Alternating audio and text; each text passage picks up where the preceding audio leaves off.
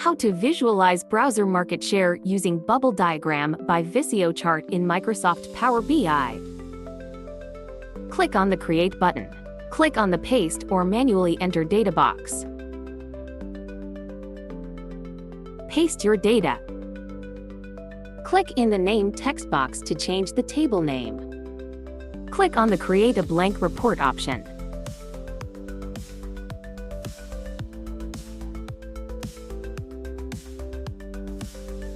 Click on 3 dots, then select Get More Visuals.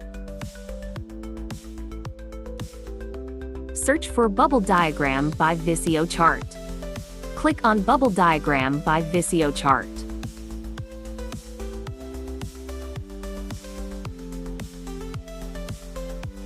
Click Add button to add bubble diagram visual. Click on Bubble Diagram icon. Click on the sample data. Select Measure and Dimension columns. Under Format Visual, expand Color Property section, change color according to your need. Go to General and expand Title setting. Change chart title and set heading properties according to your need. Click on File button and select Save option from drop-down.